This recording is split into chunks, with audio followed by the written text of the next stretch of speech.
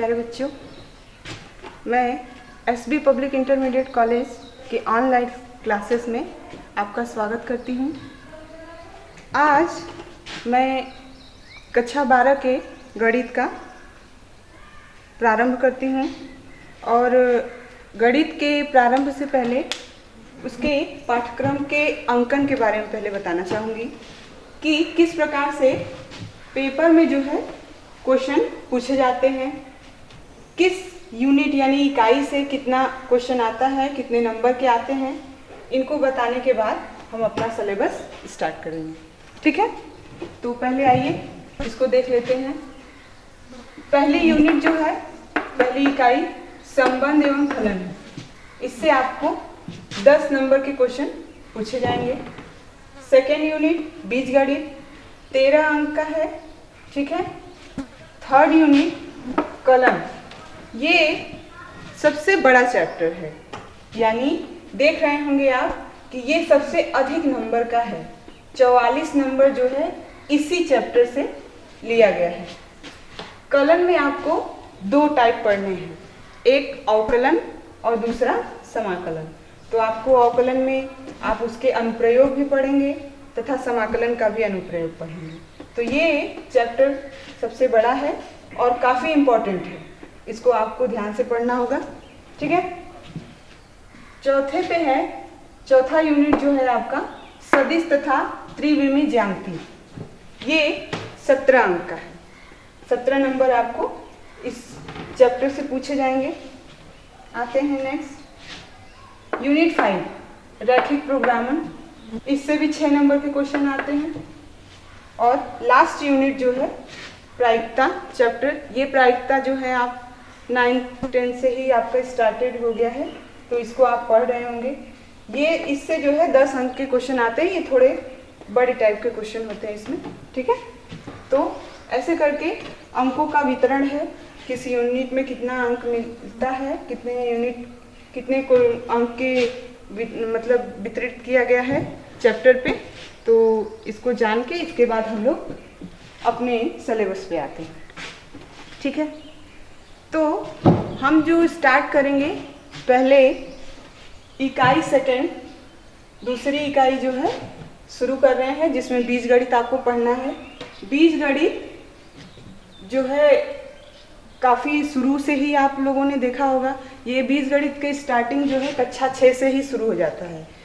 चर आपको मिलने लगते हैं, चर और अचर का कॉम्बिनेशन एक साथ जब किया जाता है तो वो बीजगणित का रूप ले लेता है। ठीक है, तो अब हम यहाँ पे जो बीजगणित पढ़ेंगे वो थोड़ा दूसरे टाइप का होगा। ठीक है, तो उसमें कुछ आपको नए नए टॉपिक मिलेंगे। तो पहला टॉपिक जो हमारा है आव्यूह, इंग्लिश में बोलते हैं मैट्रिसेस। ठीक, तो आइए पहले इसकी डिफिनीशन पढ़ते हैं। इसकी परिभाषा क्या है आव्यूह, ये जान लेते हैं।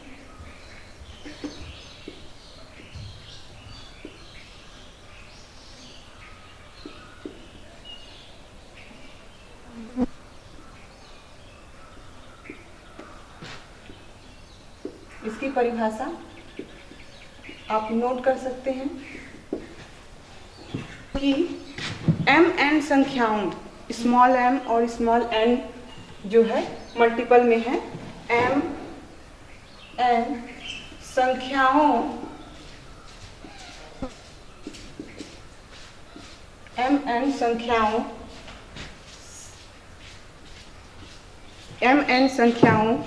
को जो है यम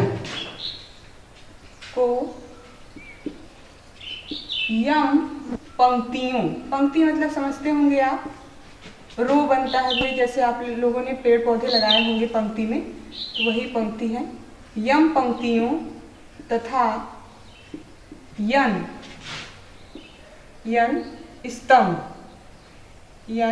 स्तंभों, mn संख्याओं को यम पंक्तियों तथा n स्तंभों में व्यवस्थित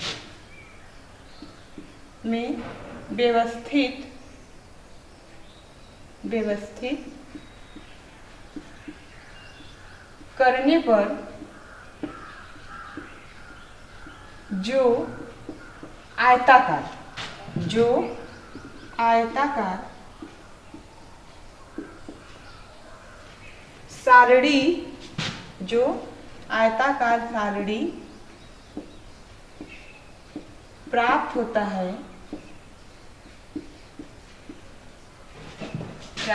है m क्रॉस n या m क्रॉस n आव्यूह, m क्रॉस n आव्यूह, या इसी को इंग्लिश में बोलते हैं m by n matrices, matrix, ठीक है, कहते हैं। देखिए एक बार फिर से, यमन संख्याओं को, कोई यम और यन का मल्टीपल करके संख्याएं ली गई हैं, जिनको आपको यम पंक्तियों, पंक्ति का मतलब होता है ऐसे, ये पंक्ति होती है, ठीक है, इस तरीके से जब हॉरिजॉन्टल जो है आप वो लाइन जैसे लेके ऐसे बनाते हैं तो वो जो है पंक्ति कहलाता है, ठीक। यम पंक्तियों तथा यन स्तंभों में व्यवस्थित करने पर, यानी कि यन स्तंभ मतलब क्या हो गया कि ऐसे स्तंभ इसको कहते हैं जो वर्टिकल होते हैं, ठीक। यन स्तंभों में व्यवस्थित करने पर जो आयताकार, अब इनको जब मिला देंगे तो कुछ ऐसा ऐसे ऐसे मिलेंगे,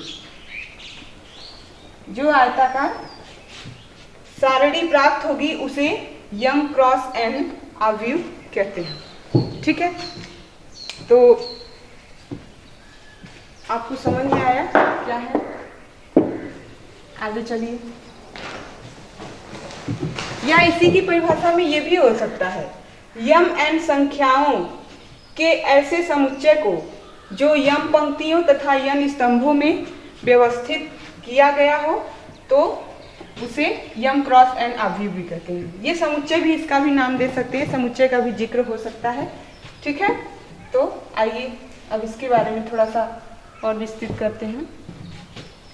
अब पहली बात कि जो यम एन संख्याएं हैं उनको हम क्या कहेंगे, संख्या ही कहते रहेंगे या कुछ और भी नाम लेंगे, तो उसको जानते हैं। आव्यूह के अवयव, आव्यूह के अवयव, अवयव को इंग्लिश में एलिमेंट कहते हैं, एलिमेंट्स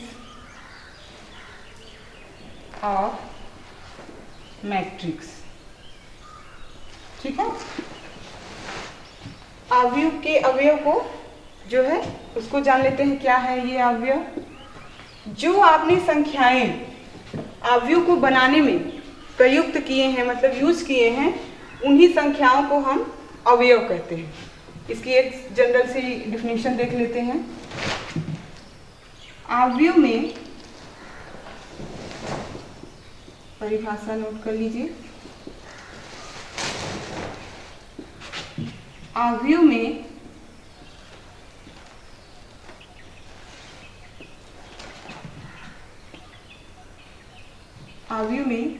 निर्मित, आव्यूह के कहिएगा, आव्यूह के निर्मित में, या इसको निर्माण में भी कह सकते हैं, आव्यूह के निर्माण में जो संख्याएं प्रयुक्त होती हैं,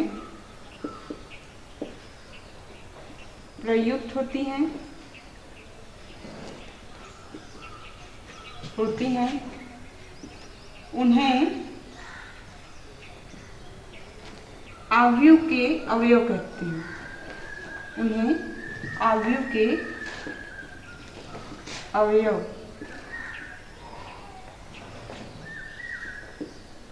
कहे जाते हैं, ठीक है। आप समझ गए होंगे।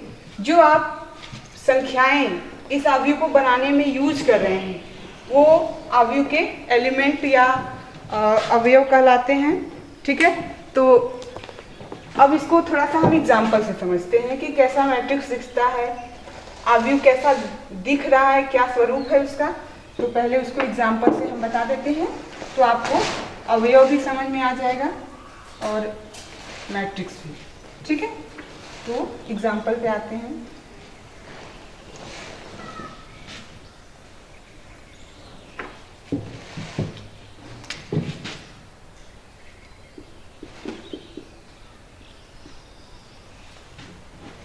कोई मैट्रिक्स जो है, एक चीज़ और थोड़ा सा बताना था हमको, जो है आव्यूह जो है, इसको नोट कर लीजिएगा, इम्पॉर्टेंट है ये। आव्यूह को कोष्ठक, इसको तो आप जानते होंगे, ये बड़ा कोष्ठक है, इस कोष्ठक में निरूपित करते हैं, ठीक है, प्रदर्शित करते हैं या लिखते हैं। आव्यूह को इसमें जो है लिखते हैं, ठीक।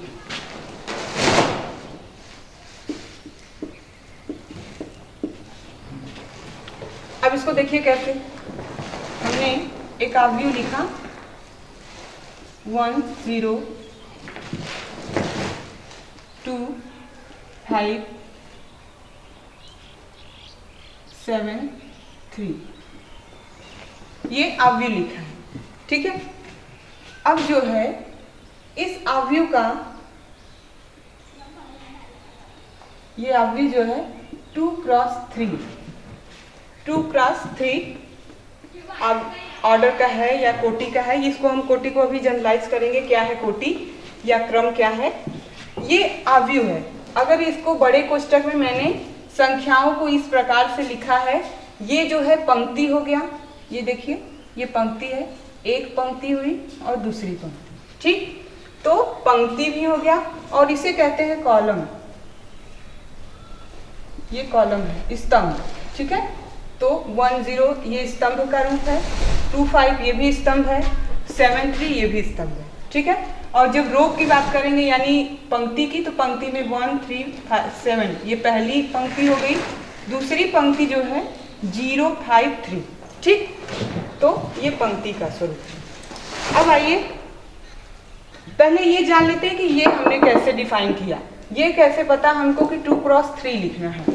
तो ये जो है जब हम पढ़ेंगे आव्यूह की कोटि या क्रम, तो ये हेडिंग देख लेते हैं, इसके बाद आप भी डिफाइन करेंगे आव्यूह की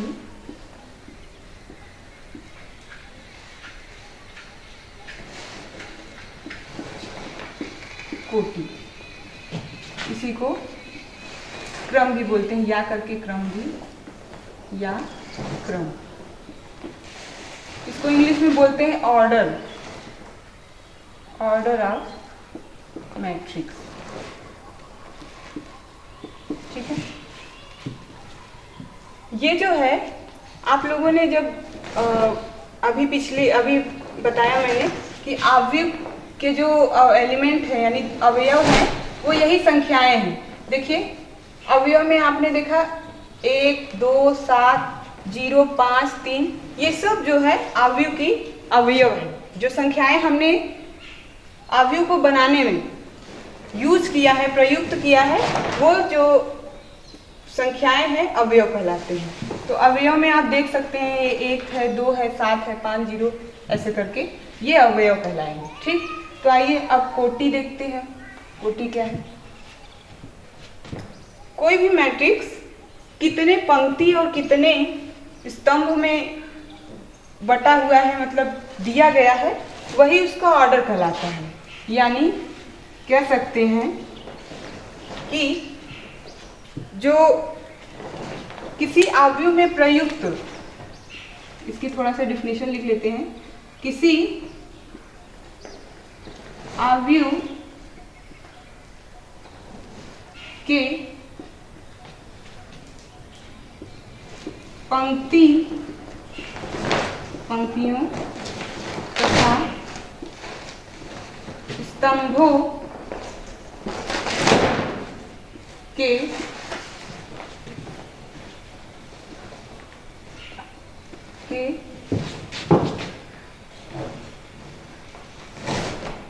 मिलान को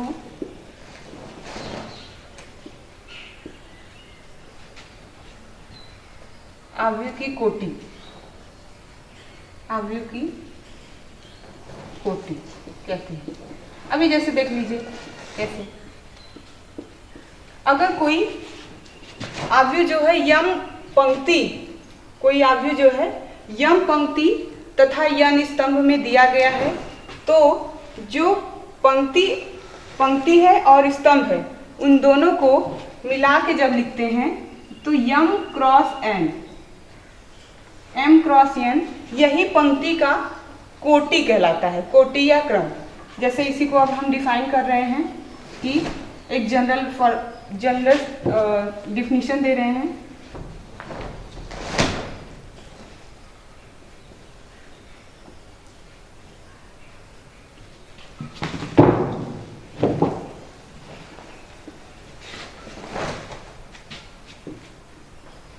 किसी अवयव के यम पंक्तियों, यम पंक्ति है, ठीक है, तथा यन स्तंभों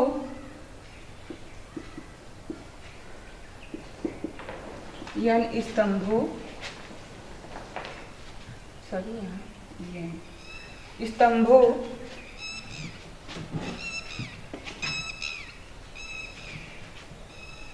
से किसी अवयव के m पंक्तियों तथा n स्तंभों की कोटि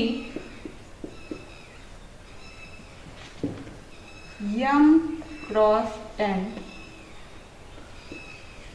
होती है। इसको समझिए कैसे। आपको करना क्या है, जब ऑर्डर यानी कि अवयव का मैट्रिक्स का जब हम ऑर्डर डिफाइन करते हैं, बताते हैं जब, तो जो पंक्ति होता है, पंक्ति को पहले लिख के फिर क्रॉस मल्टीप्लाई करके जो स्तंभ होता है उनको लिख दिया जाता है। यानी दोनों के बीच में क्रॉस का सिंबल देते हुए यम पंक्ति को पहले लिखते हैं और स्तंभ को बाद में, ठीक है। तो ये जो मिलेगा ये हमारा मैट्रिक्स का या अवयव का ऑर्डर होगा, कोटि होगी, ठीक है। अब एग्जाम्पल देख लीजिए इसी पे। एग्जाम्पल देखिए, जैसे दिया है कोई एक हमको अवयव दे दिया A1 A2 A3 B1 B2 B3 C1 C2 C3। ये एक अवयव है, आपने देखा ये बड़े ब्रैकेट में लिखा हुआ है। इस प्रकार से ये जो है पंक्ति कहलाती है। जब हम उसको ऐसे देखते हैं तो ये पंक्ति, और जब इसी चीज को हम वर्टिकली देखते हैं तो ये स्तंभ का रूप ले लेता है, ठीक है। तो अब इसकी हम ऑर्डर देखेंगे, कोटि देखेंगे। तो आप देख रहे होंगे, पहले तो हम काउंट करेंगे कि कितने जो है पंक्ति है और कितने स्तंभ है। पहले देखिए इसी को, तो ये पहली पंक्ति हो गई, दूसरी, तीसरी, यानी हमको दिख रहा है कि 3 पंक्ति जो है हमें इसमें मिला है। तो पहले क्या करते हैं, पंक्ति को लिखते हैं। यानी 3 पंक्ति हमको मिली है, 1 2 3, ये पहली और ये दूसरी, ये तीसरी, 3 हो गई, ठीक। अब हम स्तंभ को गिनते हैं, स्तंभ कितने हैं। तो ये पहला स्तंभ है, ये दूसरा और ये तीसरा। यानी जो हमको मैट्रिक्स दिया गया है उसकी कोटि क्या है, 3 क्रॉस 3, यानी 3 क्रॉस 3 ऑर्डर की जो है हमारी मैट्रिक्स दी गई है, ठीक है। आइए अब कुछ थोड़ा सा नोट पॉइंट है जो नोट करने लायक है, वो उसको थोड़ा बता देते हैं। आप लोग नोट कर लीजिएगा, ठीक है, और इस पे ध्यान दीजिएगा। ये जो अवयव है, अवयव जो हम पढ़ रहे हैं उसके इस मैट्रिक्स का कोई निश्चित मान नहीं होता है, संख्यात्मक मान नहीं मिलेगा आपको। जैसे आपने इसी को सॉल्व कर दिया और कोई संख्यात्मक वैल्यू प्राप्त हुई, तो ये नहीं कह सकते हैं, इसका कोई संख्यात्मक मान नहीं मिलेगा, क्योंकि ये एकमात्र समुच्चय है, ठीक है। संख्याओं का इस प्रकार से व्यवस्थित समुच्चय है जो आयताकार में दिख रहा है हमको, ठीक है। आते हैं अब 2-3 पॉइंट है उनको नोट कराए हैं। पहला देखिए, जब भी हम क्रम या कोटि, अवयव का जब भी हम क्रम या कोटि, अवयव का क्रम या कोटि जब हम डिफाइन करते हैं यानी परिभाषित करते हैं तो सबसे पहले क्या है, पहले नंबर पे पंक्ति को पहले लिखा जाता है। अभी आपने देखा कि मैंने सबसे पहले पंक्ति को गिना था। पंक्ति कितनी पंक्ति है, 1 2 3 पंक्ति को पहले लिखा। क्योंकि यहाँ ऑर्डर दोनों सेम हो गए तो आपको थोड़ा सा कंफ्यूजन हो गया कि आपने किसको पहले लिखा है। इसी को दूसरे एग्जाम्पल के माध्यम से अभी हम दिखा देते हैं। तो जब भी हमको क्रम या कोटि डिफाइन करना होगा यानी बताना होगा तो सबसे पहले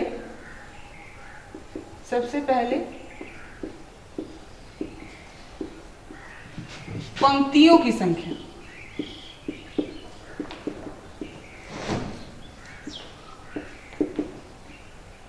पंक्तियों की संख्या लिखी जाती है।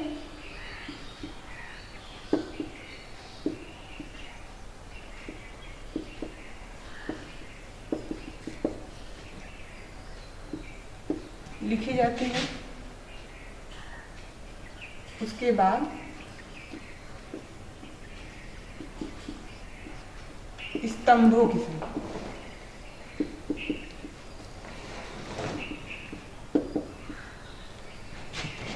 ठीक है। देखिए अभी इसी को देखिए हम एग्जाम्पल से दिखा रहे हैं।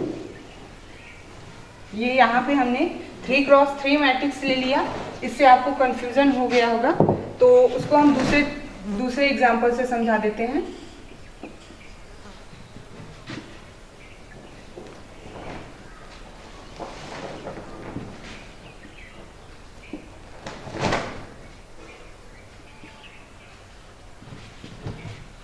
ये भी एक मैट्रिक्स है, देख रहे होंगे आपने, ये बड़े ब्रैकेट में लिखा हुआ है इस प्रकार से। तो जब भी आपको ये ब्रैकेट दिख जाए आप समझ जाइए कि ये क्या है, आव्यूह है, ठीक है। तो आव्यूह में अब यहाँ देखेंगे कि ये सब उसके अवयव हैं जो दिए गए हैं। अब इनके कोटि को हम लोग बताते हैं कि कोटि इसकी क्या है। तो पहले हम सबसे पहले क्या देखते हैं, पंक्तियों की संख्या। तो पंक्ति की संख्या देखते हैं। ये पहली पंक्ति 1 2 3, पंक्तियों की संख्या कितनी हो गई, 3। तो पंक्ति की संख्या पहले लिखेंगे 3। अब स्तंभों की संख्या को हम लोग गिनेंगे, ठीक है। तो ये पहला स्तंभ हो गया और ये दूसरा, इसमें केवल 2 ही स्तंभ दिए गए हैं तो क्रॉस करके दूसरा स्तंभ, ठीक है। यानी कि 3 पंक्ति और 2 स्तंभ, ठीक है। इस आव्यूह में 3 पंक्ति और 2 स्तंभ दिए गए हैं। यानी कि जो आव्यूह का दिए गए